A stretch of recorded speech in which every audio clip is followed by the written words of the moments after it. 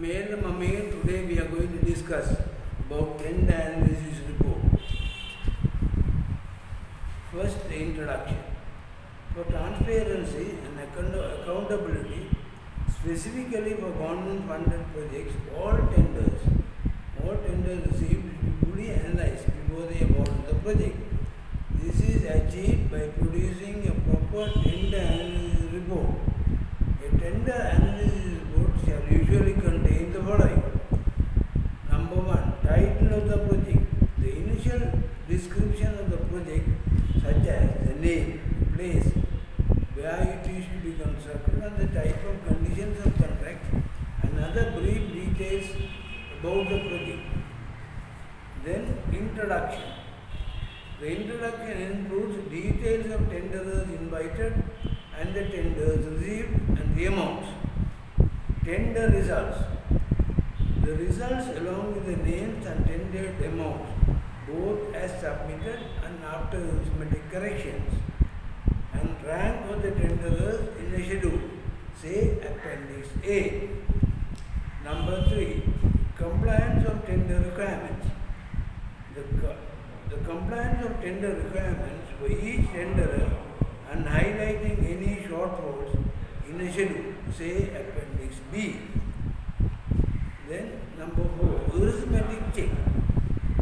All tenders received shall be checked for any arithmetic mistakes, the details of mistakes and the corrected amount.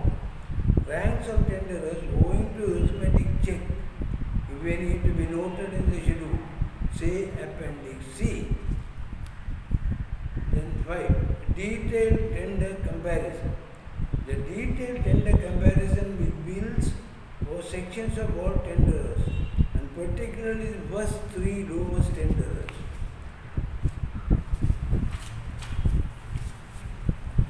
Number 6. Feasibility of each item of work. A detailed analysis of each and individual item of work and any discrepancy should be noted and taken into consideration. In the conclusion, unit rate analysis in relation to feasibility and possible malpractices. All unit rates are analyzed in detail for any malpractices, particularly among the first 3 tenderers in items dealing with small quantities in tender, with possibilities for substantial increases during the execution of project. In such case, it is to be noted, it is a good idea to include a note in the form of post-tender negotiations stating that the existing tender rate shall apply only to the tender scope, and any additional shall be subjected to market rates.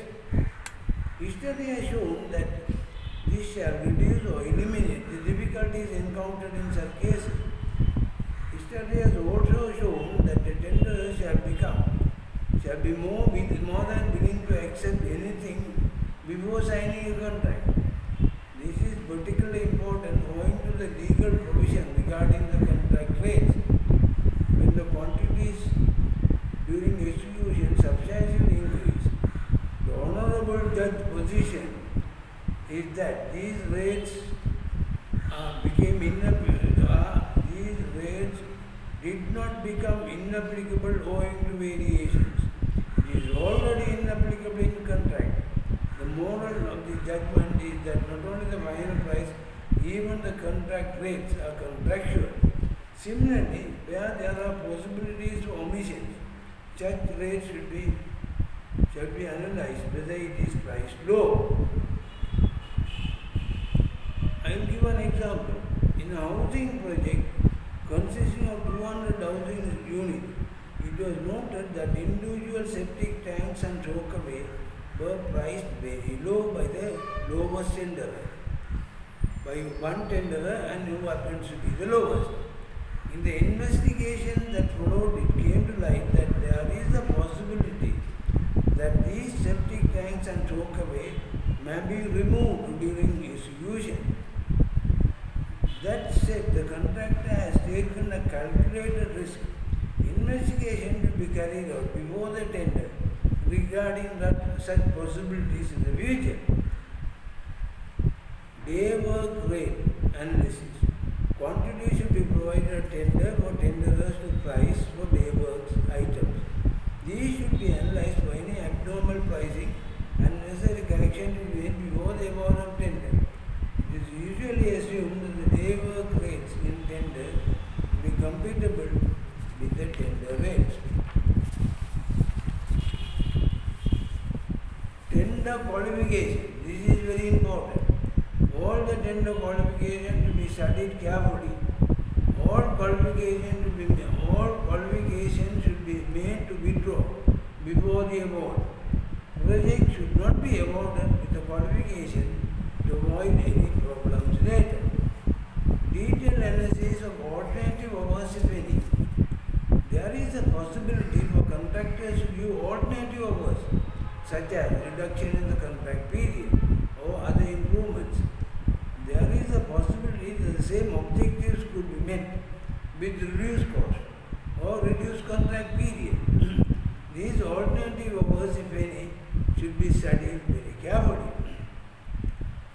Number 11. Conclusion. The conclusion shall be limited to the first three lowest tenderers received starting from the lowest. It should be deal with the balance of tender without any front loading. Attention is required regarding the provisional sums. Provisional sums are considered to be the prescription of the tender document. Zero provisional sum should be ideal, and the same is difficult to achieve. In general, provisional sum should be up to maximum of 4% of the tender price.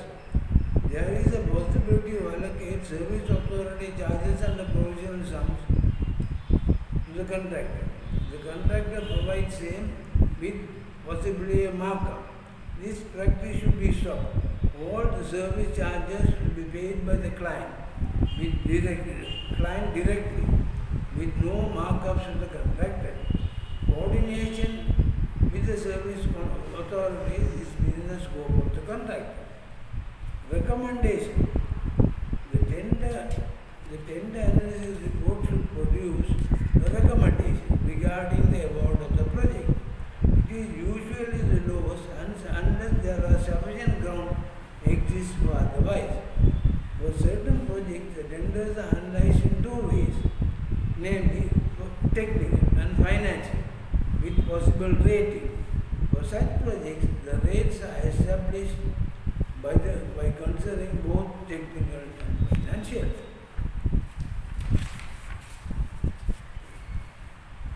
The report should also indicate the resources required to complete the project from the contractor, which shall give the client an idea. The selected contractor shall be able to complete the project within the contract period. This is very important. Tender reports are prepared within 2 weeks upon closing of tenders, and projects should be awarded within 1 month upon receipt of tender report. In the event of the resources available in-house, such as government departments, then the consultant role shall be limited to tender analysis and recommendations. All post-tender negotiation and subsequently the award of the project should be done by in-house person.